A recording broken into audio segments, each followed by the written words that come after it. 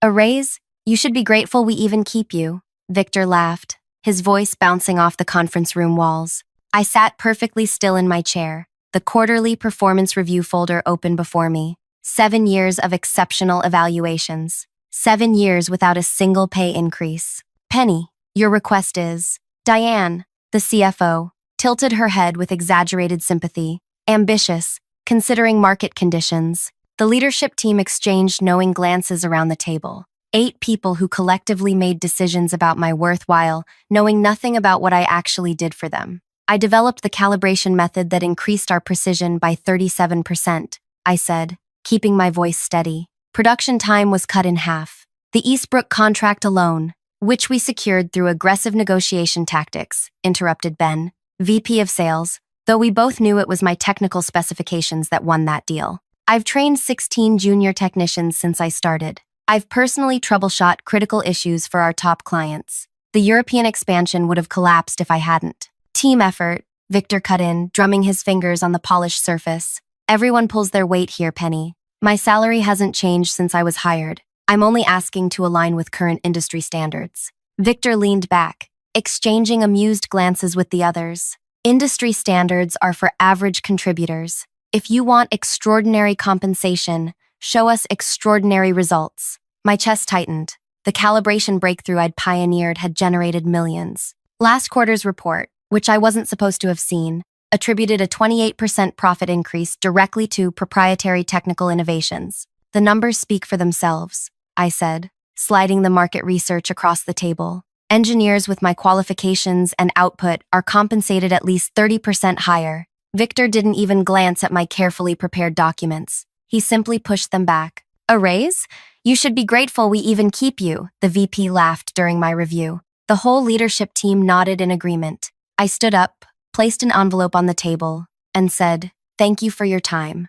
3 days later, when they opened it and saw where I was going, their panic calls began flooding my phone. If you're still with me, you understand what it feels like when your worth is dismissed by people who profit from your brilliance. Hit that like button if you've ever been undervalued, and subscribe to hear how this story unfolds. Because what happens next changed an entire industry. My name is Penelope Wright, Penny to most, and until 3 weeks ago, I was the lead calibration engineer at Midwest Manufacturing Specialists. Not that you'd know it from my title, which remained Technical Specialist 2 despite my responsibilities expanding year after year. I grew up taking apart every device in our house, much to my parents' dismay. By 12, I could reassemble a vacuum cleaner with improved suction. At 16, I modified my high school's equipment to achieve measurements their budget couldn't afford. My engineering professors in college called me Precision Penny, a nickname that followed me into my professional life. When I joined Midwest, I was grateful for the opportunity. The company manufactured industrial equipment for sectors ranging from aerospace to medical technology. My starting salary seemed reasonable for a recent graduate, and the promise of growth kept me motivated through long hours and demanding projects. The calibration breakthrough came during my second year. For months, I'd noticed inconsistencies in our testing apparatus, tiny variations that others dismissed as acceptable margin. But in precision manufacturing, those margins represented the difference between excellence and adequacy. I spent weekends experimenting with alternative methods, using my own equipment purchased piece by piece from my modest salary. The solution came to me at 3 in the morning, a hybrid approach that integrated digital measurements with mechanical fine-tuning in a sequence nobody had tried before. When I demonstrated my method to the engineering team, the results were immediate. Precision improved dramatically, while cutting calibration time from 6 hours to just under 3. The production floor implemented my technique within a week, and suddenly our products outperformed every competitor in accuracy tests. Orders increased, quality complaints disappeared. Client retention hit 100% for the first time in company history. I waited for recognition, a promotion, a bonus, even just acknowledgement in the company newsletter. Instead, in the quarterly meeting, my innovation was presented as our new proprietary method, with no mention of my name. Victor took questions from impressed board members while I sat silently in the back row. "This is how business works," my colleague Jamie told me afterward. "Individual recognition isn't how you advance here. Be patient." So I was patient. I trained new hires on my calibration method, I documented every step so production wouldn't suffer during my rare sick days. I answered calls from clients at midnight when their equipment needed emergency adjustments. The European expansion came in my 5th year. Regulatory standards differed significantly from American requirements, and the first shipment of machines failed inspections spectacularly. The expansion team was in crisis, with millions in equipment sitting in warehouses, unusable. "Penny, we need solutions, not explanations," Victor said during the emergency meeting. "Either fix this, or we'll find someone who can." I canceled plans for the next 6 weekends. My relationship with Luis ended when I missed his sister's wedding. I redesigned critical components, revised testing protocols, and created new calibration standards specifically for European requirements. By the 7th week, our equipment passed inspection with scores exceeding local manufacturers. The company celebrated the successful expansion with a party I couldn't attend. I was on a video call with German technicians, walking them through implementation. Each year, my performance reviews praised my dedication and technical expertise. Each year, my compensation remained unchanged. When I raised the issue, I was told the company was restructuring or consolidating resources or emphasizing team achievements over individual contributions. I watched newer employees, usually men with half my experience, negotiate starting salaries higher than what I was making after 6 years. "That's just how negotiation works," Human Resources explained when I inquired. "Your performance is valued, but we can't disrupt internal equity by adjusting established employees." So I stopped asking and started applying elsewhere. The offers came quickly.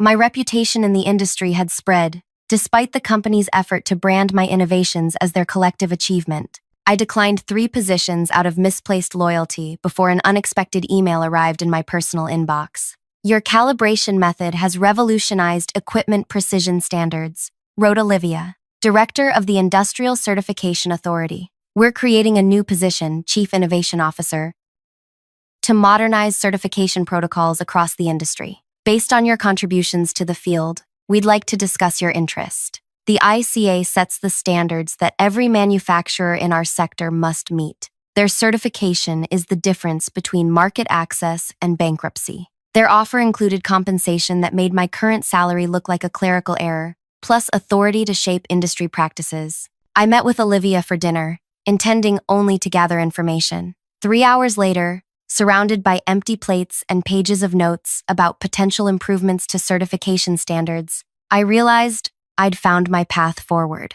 "I need 2 weeks to properly transition my current projects," I told her as we parted. "Take the time you need," she replied. "We've waited years for someone with your vision. A few more weeks won't matter." I decided to give Midwest one final chance. I prepared extensive documentation showing my contributions, market salary data, and a modest request that would still leave me underpaid but would acknowledge my value. I scheduled my annual review early and arrived with hope that rationality might prevail. Instead, I got laughter and dismissal. As I walked back to my workstation after the meeting, a strange calm settled over me. 7 years of doubt about my worth dissolved in an instant. Their reaction wasn't a negotiation tactic. It was a revelation of how they truly saw me, disposable despite being irreplaceable. I sent a brief email accepting Olivia's offer before starting my afternoon tasks. That evening, I drafted my resignation letter. 2 paragraphs, professional and concise. I mentioned no grievances,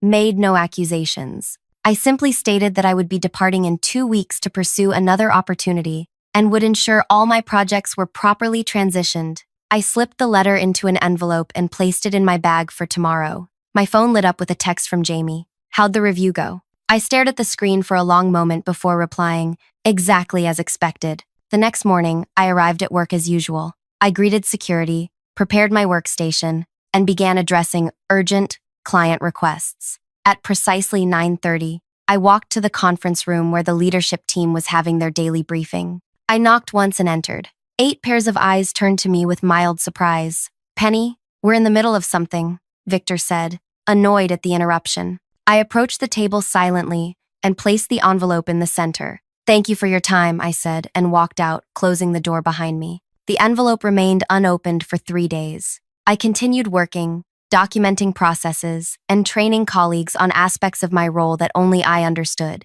No one mentioned my unusual appearance at the leadership meeting. No one asked about the envelope. On the 3rd day, While I was calibrating equipment for our newest client, my phone began vibrating continuously in my pocket. 6 missed calls from human resources, 4 from Victor, 2 from Diane. I turned it off and finished my calibration. What happened next would reshape not just my career, but an entire industry's standards of excellence and accountability. And it all began with a simple, unopened envelope. When I returned to my desk, Heather, from HR, was waiting. "Penny," she lowered her voice. "Victor opened your letter. He's concerned. Can we talk privately?" I followed her to a small conference room where Victor and Diane were already seated. Victor pushed my resignation letter across the table. "What is this?" he asked, as though the clearly stated resignation was written in hieroglyphics. "My 2 weeks' notice," I replied. "I've accepted another position." "Where?" Diane demanded. "I'd prefer not to discuss that until I begin my new role." Victor leaned forward, his demeanor transformed from yesterday's mockery to today's desperation. "Penny, we may have been hasty during your review. Let's revisit your compensation request." "The leadership team was having a difficult day," Heather added. "We value your contributions tremendously." "I appreciate that," I said, "but I've already accepted another offer." "Whatever they're paying, we'll match it," Diane said. I thought about 7 years of denied requests, of watching less qualified colleagues advance while I remained stationary, of weekend work and midnight troubleshooting, of innovations attributed to the company rather than to me. "This isn't about money," I said, though partly it was. "It's about finding the right opportunity for my career growth." "We can create a new position," Victor offered, "Senior Technical Specialist, with a team reporting to you." "Thank you, but my decision is final." They continued with escalating offers, as though negotiating with a hostage-taker. By the time I left that room, they'd promised a 50% raise, a director title, and a seat on the innovation committee. The same committee that had rejected my improvement proposals for years. I declined each offer with increasing certainty. The next 2 weeks were surreal. Colleagues who had barely acknowledged me for years suddenly wanted lunch. Executives who couldn't remember my name stopped by my workstation with technical questions that revealed how little they understood about our own products. I documented everything meticulously: calibration procedures, troubleshooting protocols, client-specific modifications. I created training materials for processes I'd previously maintained alone. I transferred knowledge accumulated over 7 years into organized files, accessible to anyone who might need them. On my final day, I handed over my projects to 3 different engineers, each taking a portion of my responsibilities. My desk, always minimal, took less than 10 minutes to clear. Victor appeared as I was signing final paperwork with HR. "This is a mistake, Penny," he said, following me toward the exit. "You're throwing away 7 years of building your career here." I stopped at the security desk and handed over my badge. "Those 7 years provided valuable experience. I'm grateful for that. At least tell us where you're going," he pressed as we reached the lobby. "We should stay in touch." I considered various responses before settling on simple truth: the Industrial Certification Authority. Today was my last day here, but I don't start there for 3 weeks. "I'm taking some time off." His face paled. "The ICA? In what capacity?" "Chief Innovation Officer." Victor's expression collapsed into something between panic and disbelief. He knew, as everyone in our industry knew, that the ICA's standards determined which products reached market and which failed. Their certification process could accelerate or destroy a company's future. His voice dropped to a whisper. "We should talk about this." "We've had 7 years to talk," I replied. "Goodbye, Victor." I walked through the glass doors into bright spring sunshine, the weight of unappreciated years falling away with each step toward my car. Those 3 weeks between jobs were the first real break I'd taken since college. I visited my parents in Michigan, hiked trails I'd always been too busy to explore, and slept without setting an alarm. I declined 14 calls from various Midwest manufacturing numbers and deleted their voicemails unheard. On my first day at the ICA, Olivia personally showed me to my office, an actual office with a door and windows, not the shared workstation I'd occupied for 7 years. "The certification standards haven't been substantially updated in nearly a decade," she explained. "Technology has evolved, but our requirements haven't kept pace. Your first project is to modernize our approach, particularly in precision measurement protocols." I spent my first month learning the organization, reviewing current standards, and identifying outdated requirements. By the 6th week, I'd drafted preliminary revisions that would raise industry standards to reflect current technological capabilities. These are significant changes, noted Xavier, the technical review director, during our planning meeting. Some manufacturers will struggle to comply. Any manufacturer using current best practices will meet these standards, I replied. The changes primarily affect those using outdated methods or taking shortcuts. Like ignoring calibration drift over time? Xavier asked. Exactly like that, I said, thinking of how Midwest routinely extended recalibration intervals to save costs, a practice I'd repeatedly flagged as potentially dangerous. The standards revision process took 3 months of meticulous work, peer review, and industry consultation. Throughout, I maintained strict professional ethics, never targeting specific manufacturers or creating requirements that only benefited certain companies. The new standards simply reflected what was truly possible with modern technology, precision levels I had personally achieved years earlier. When the updated standards were published, my phone rang within hours. Penny, it's Jamie from Midwest. Have you seen what the ICA just released? I wrote what the ICA just released, I replied. These precision requirements, the calibration schedules, they're impossible. They're not impossible. I implemented similar standards at Midwest 3 years ago, but they were never formally adopted because of cost concerns. Silence stretched across the line before Jamie spoke again. Our certification renewal is due next month. We're nowhere near compliant with these new requirements. The ICA offers implementation consulting for companies transitioning to the new standards, I said, reciting our official position. I can refer you to that department if you'd like. Jamie declined, and I later learned Midwest had hired an external consultant at premium rates. 2 weeks later, my assistant notified me that Midwest Manufacturing had requested an expedited pre-assessment review, a service we offered to companies concerned about their certification status. The review was assigned to one of our senior inspectors, maintaining my professional distance from my former employer. The inspector's report arrived on my desk with a large red flag notification. Midwest's equipment failed to meet the new standards by significant margins. Their calibration procedures were outdated, their precision measurements inconsistent, and their quality control documentation inadequate. I forwarded the report to our certification committee with standard recommendations for improvement paths. No special treatment, positive or negative, just the facts. 3 days later, Victor called my direct line. Penny, he began without greeting. We need to discuss these new certification requirements. All communication regarding certification should go through official channels, I replied. The implementation team can assist with your transition plan. This isn't about implementation, he snapped. These standards are clearly designed to target our processes specifically. This feels personal. The standards apply equally to all manufacturers in the sector, I said. Many companies are already in compliance. Others are successfully implementing updates. You know exactly what you're doing, he accused. You're using your position to punish us for not giving you that raise. I let his words hang in the air for a moment. Victor, I'm recording this call as per ICA policy for all certification discussions. Would you like to rephrase your statement for the record? He hung up. Midwest's formal certification review came due while I was presenting at an international standards conference in Vienna. The committee evaluated their application without my input, following our established protocols. Their findings: provisional certification only, with mandatory compliance checks every 30 days until full standards were met. In industry terms, this was a significant blow. Provisional certification carried limitations on new contracts and required disclosures to existing clients about compliance status. For a company that had previously enjoyed automatic renewals,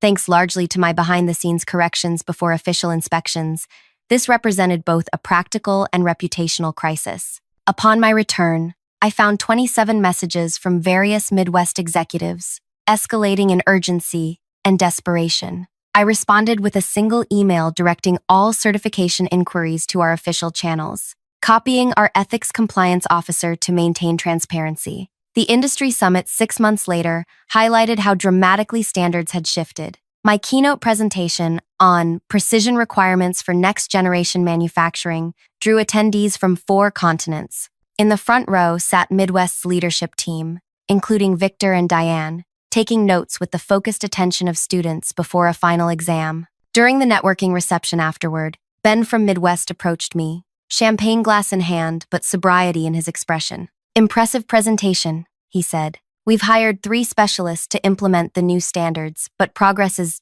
challenging. Quality improvement is always a journey, I replied neutrally. We've invested nearly $7 million in equipment upgrades, he continued. Ironically, these are the same upgrades you requested in your last budget proposal with us. I sipped my water, saying nothing. The thing is, Ben lowered his voice, we're still struggling with the calibration protocol. The documentation you left wasn't quite complete. The documentation was comprehensive for the methods in use at that time. I corrected him. The new standards require different approaches, which you pioneered, he noted. Look, Victor wants to meet with you, privately, to discuss consulting opportunities. I maintained my professional smile. ICA staff are prohibited from private consulting with entities we certify. That would represent a conflict of interest. He's prepared to make it worth your while, Ben pressed. That would be illegal, I stated firmly. And this conversation is becoming inappropriate. As I turned to leave, he grabbed my arm. You don't understand. Without full certification by quarter's end, we lose the Eastbrook contract. That's 30% of our annual revenue. I gently removed his hand. Then I suggest you focus your energy on meeting the standards rather than circumventing them. As I walked away, Diane intercepted me near the exhibition hall entrance. Penny, she began with artificial warmth. You look wonderful. This new position clearly agrees with you. Thank you, I replied. If you'll excuse me, I have a panel discussion to moderate. Just 1 minute, she persisted. We've been doing some restructuring at Midwest, creating a new division focused on precision technology advancement. The board has approved an exceptional compensation package for the right leadership candidate. I met her gaze directly. Are you offering me a job, Diane? We're exploring possibilities with someone who understands our unique challenges. Someone who could help you meet the new certification standards? Someone who recognizes the practical realities of implementation timelines, she countered. I smiled politely. I believe the ICA's implementation guidelines already provide realistic timelines for companies committed to quality improvement. Companies that can survive those timelines, she muttered. The statement hung between us, revealing more than she intended. Midwest wasn't just struggling, they were in serious trouble. If Midwest manufacturing can't meet industry standards, I said carefully, perhaps there are more fundamental business challenges to address than just certification requirements. Her pleasant facade cracked slightly. You know exactly what you're doing to us. Applying the same standards to all manufacturers that I apply to myself? I suggested. Yes, I do know exactly what I'm doing. As I walked away, Victor appeared from a side hallway, moving to intercept me. His usual confident stride had diminished to something almost tentative. His face showed the strain of months fighting against the inevitable. 2 minutes, he said, stepping into my path. That's all I ask. Against my better judgment, I paused. We made a terrible mistake, he admitted, lowering his voice. Would you consider consulting for us? Name your price. I studied the man who had laughed at my request for fair compensation after years of dedication, who had taken credit for my innovations while denying me advancement, who now stood before me not as a powerful executive, but as someone desperate for salvation. I'm afraid I'm quite grateful for my current position, I replied, echoing his dismissive words from our last performance review. As I stepped around him toward the panel discussion, he called after me, "This isn't over, Penny." I turned back briefly. You're right about that, Victor. For Midwest manufacturing, this is just beginning. What I couldn't tell him, what I couldn't tell anyone yet, was that the true reckoning was still coming. Because while updating industry standards had created problems for my former employer, those changes were never about revenge. They were simply good business practice, long overdue improvements that benefited the entire sector. My actual plan was only now entering its final phase. The panel discussion on ethics in technical innovation was my last official event at the summit. As experts debated the boundaries between proprietary methods and industry standards, I noticed Victor slipping out of the auditorium, phone pressed to his ear, face tense with urgency. 2 weeks later, industry news reported that Midwest Manufacturing had secured an emergency loan to fund strategic improvements. Reading between the lines, they were burning cash to meet certification requirements before losing major contracts. Back at ICA headquarters, my team had begun the second phase of our standards modernization, transparent attribution protocols. This new framework would require companies to properly credit technical innovations to their original developers, both to recognize individual contributions and to create clear chains of intellectual ownership. The patent system already does this. argued one board member during our proposal review. Patents are expensive, time-consuming, and often impractical for process innovations, I explained. Many breakthrough methods are developed by employees who lack resources to patent their work independently, while companies claim these innovations as proprietary without acknowledging creators. After 3 hours of debate, the board approved the initiative with one significant modification. It would be implemented as a voluntary certification enhancement for the first year, becoming mandatory in the second. Companies need time to adjust their documentation practices, the board chair explained. This gives them a transition period while still rewarding early adopters. Perfect. The voluntary phase would serve my purposes even better than a mandatory rollout. That evening, I received an unexpected visitor at my office as I was preparing to leave. Penny, got a minute? Jamie stood in my doorway, looking uncomfortable in formal attire instead of the casual clothes we'd worn at Midwest. Jamie, what are you doing here? I interviewed with your implementation team this morning, she said.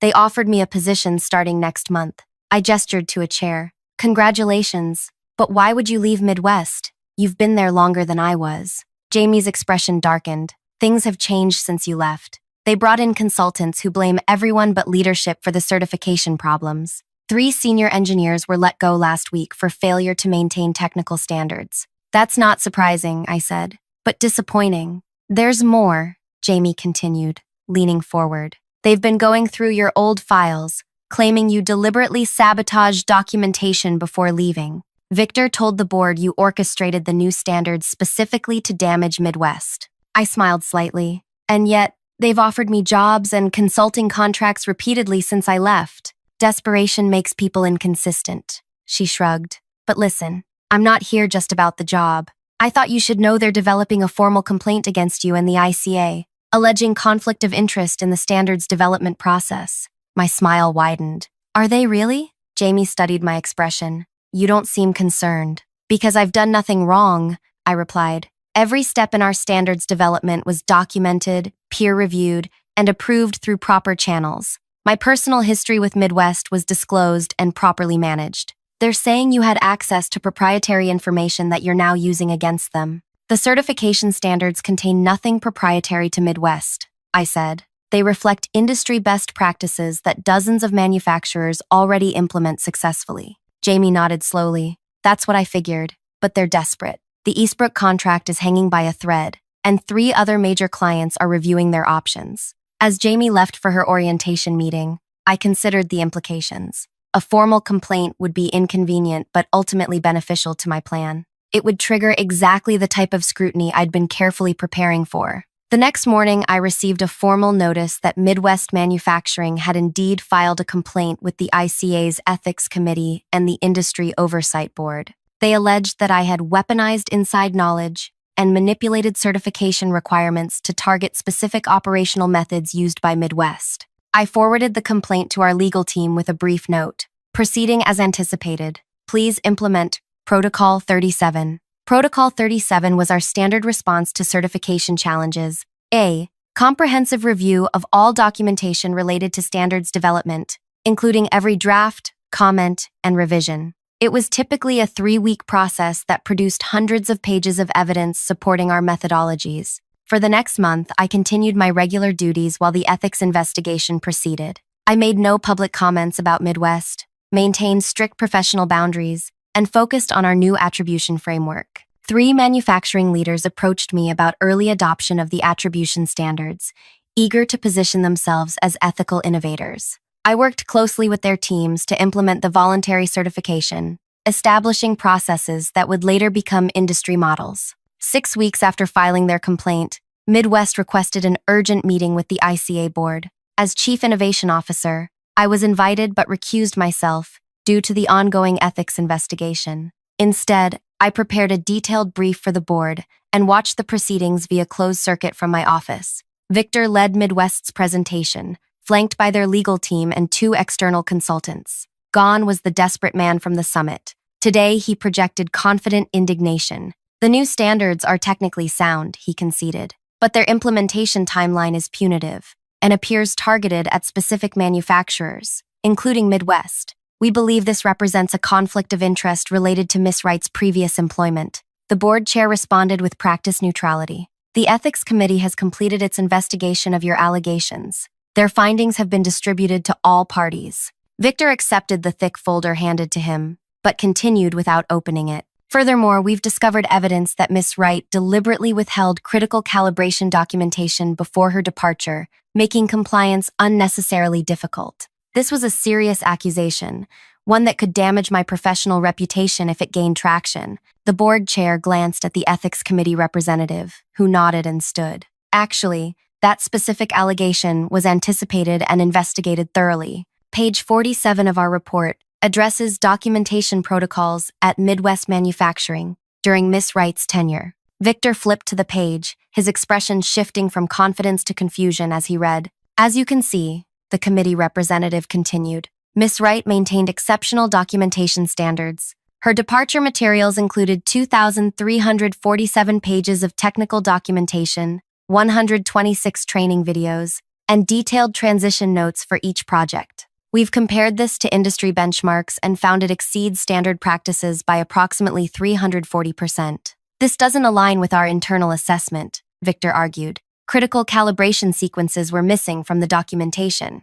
If I may, interjected Xavier, our technical director. The committee investigated this specific claim by reviewing the documentation package Miss Wright provided upon departure. We found the calibration sequences fully documented in Section 12.3, with cross-references to implementation guides in appendices E through G. Victor conferred hurriedly with his team. I watched his face flush as someone showed him something on a tablet. It appears, he said finally, that some documentation may have been misfiled internally after Miss Wright's departure, or deliberately hidden, suggested a board member, to support this complaint. The meeting deteriorated from there. Midwest's allegations collapsed under scrutiny, with each claim systematically dismantled by evidence I had meticulously prepared over 7 years. You see, my revenge was never about creating impossible standards or targeting my former employer. It was about something far more powerful, creating a system where truth could not be buried,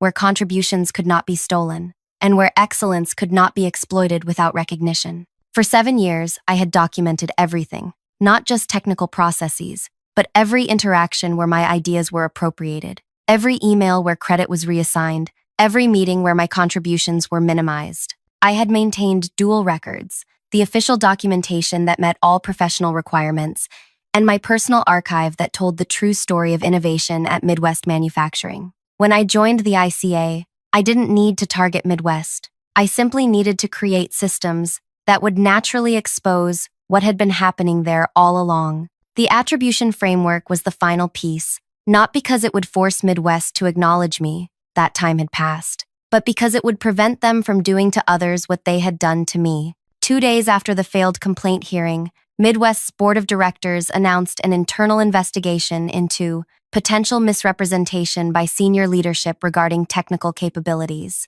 Within a week, Victor and 2 other executives were placed on administrative leave. The Industry Oversight Board initiated a separate investigation into potential securities violations related to materially misleading statements about proprietary technologies in Midwest's investor communications. Those communications had claimed ownership of innovations that were actually my uncredited work. 3 weeks later, as these investigations intensified, I received another visitor. Diane stood awkwardly at my office doorway, looking diminished without her executive armor. The board asked me to come, she said without preamble. We're facing serious consequences from the failed certification and the investigations. Our stock has dropped 60%. Eastbrook terminated their contract yesterday. I waited, saying nothing. The board wants to negotiate, she continued. They're prepared to offer public acknowledgement of your contributions, back pay for the raises you should have received, and naming rights for the calibration method. Why would I want any of that now? I asked. Because without it, Midwest won't survive another quarter,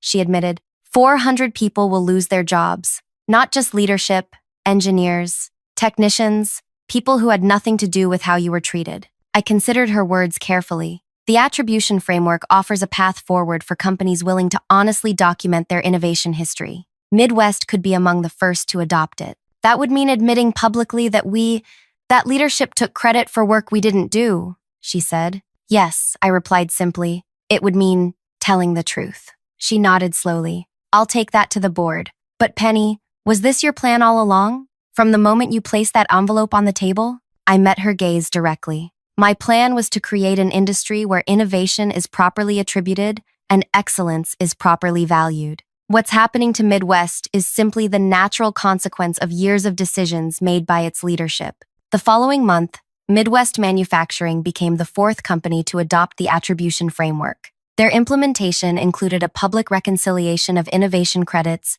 acknowledging 26 engineers whose contributions had previously been attributed to proprietary company methods. My name led the list, with 17 distinct innovations spanning 7 years. Victor and 3 other executives resigned. The new CEO, promoted from engineering management, introduced a transparent compensation structure tied directly to innovation contributions. Jamie withdrew her ICA employment application and returned to Midwest to lead their attribution compliance team. 6 months later, Midwest received full certification under the new standards. Their stock price had stabilized, and while the Eastbrook contract was gone forever, new clients attracted by their ethical transformation had filled much of the gap. At the next industry summit, I presented the final version of the attribution framework, now adopted by over 60% of certified manufacturers. As I concluded my presentation, I noticed a familiar face in the back row, Luis, my ex-boyfriend, now working for a competing certification body. Any questions? I asked the audience. Luis raised his hand. How do you respond to critics who say this framework primarily benefits individual innovators at the expense of corporate investment? I smiled. Innovation without attribution is appropriation. Companies that understand this attract the best talent, produce the best products, and ultimately deliver the best returns to investors. This isn't about individuals versus corporations. It's about creating an ecosystem where excellence is recognized, rewarded, and therefore replicated. As the audience applauded, I thought about that envelope I'd placed on the conference table a year earlier. The revenge wasn't in leaving Midwest. It wasn't even in exposing their practices. The true revenge was in creating a world where what happened to me couldn't happen to anyone else. If this story resonated with you, take a moment to like and subscribe. Have you ever had your contributions overlooked or appropriated? Share your experience in the comments below. Remember, recognition may be delayed, but excellence leaves evidence that eventually tells its own story.